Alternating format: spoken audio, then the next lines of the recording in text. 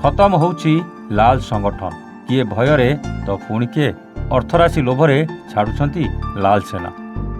एक नुहे कि दुई नुह जनक पर जड़े अंधारी दुनिया को त्याग करी नारंगी दुनिया को प्रवेश करुछंती। हाँ दर्शक बंधु, पुणी लालगढ़ छाड़िले 7 जन हार्डकोर नक्सल। पुणी सुरक्षाकर्मी को मिला बड़ सफलता। मालकानगिरी जिला सीमांत छत्तीसगढ़ सुकुमा जिलार पुलिस निकट आज आत्मसमर्पण करछंती 7 जन हार्डकोर माओवादी। खबर मुताबक बीजापुर जिले में जिला प्रशासन और पुलिस प्रशासन उन्नतिर रास्ता निर्माण कर चलुवा बेले माओ गतिविधि को लक्ष्य रखी जवान माने लगातार कम्बिंग ऑपरेशन जारी रखिथिबा बेले छनका पशिछि 2 कोटी टंकार अर्थराशि घोषित थिबा मोस्ट वांटेड माओवादी बादी हिड़मा पाखरे जे निजे लुचि बुलुछि आ कौन आमको सुरक्षा प्रदान करिवो एहाकु देखि आज सुकमा जिले में सक्रिय थिबा लाल सेनार जनक पर जड़े माओवादी एवं अंधारी दुनिया छाड़ी मुख्य स्रोत को फेरुछंती। तेबे जोठी लाल इलाकार अंधारी दुनिया रे एमाने समस्ते बंदूक धरी जवान को ऊपर गुली वर्षा करुथिले, साधारण जनता को माओवादी पाठ पढ़ाउथिले। आज सेमाने सरकार नीति रे आकृष्ट होई 7 जन हार्डकोर माओवादी फेरिचंती मुख्य स्रोत को।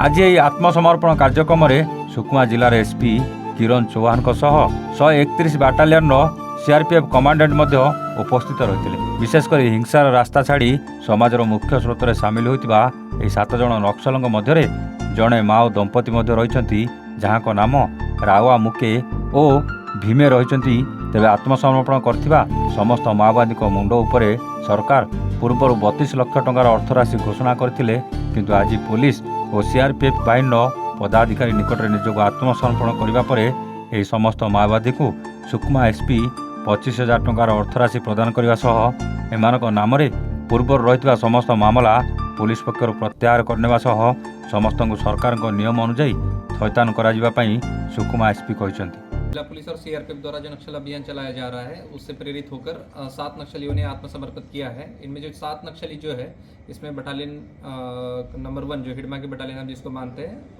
उनके कैडर जो है उन लोगों ने भी सरेंडर किया है। उसके अलावा प्लाटून नंबर 10 और अन्य जो नक्सली है जगरुंडा एरिया कमेटी के उन्होंने आज आत्मसमर्पण किया है।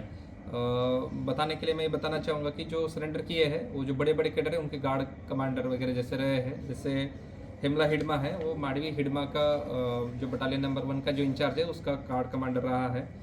उसकी पत्नी रवा मुके उसने भी सरेंडर किया है। बारसे सेना पिता बोटी ये जो बटालियन नंबर 1 का राजनीति इंचार्ज संदादा का जो गार्ड था उसने आज सरेंडर किया है। वो का लालू जो है ये प्लाटून नंबर 10 का पार्टी सदस्य और ZCM वेंकटेश उसका गार्ड सदस्य है। उसके अलावा महिला माडवी कोसी मड़कम हुंगा इन लोगों ने आज आत्मसमर्पण किया है। ये जो सरेंडर नक्सली है ये जिले में जो बड़ी बड़ी घटनाएं घटित हुई थी जैसे मिनपा 2020 टेकलगुडम 2021 की जैसे अम्बुश में शामिल हुए थे।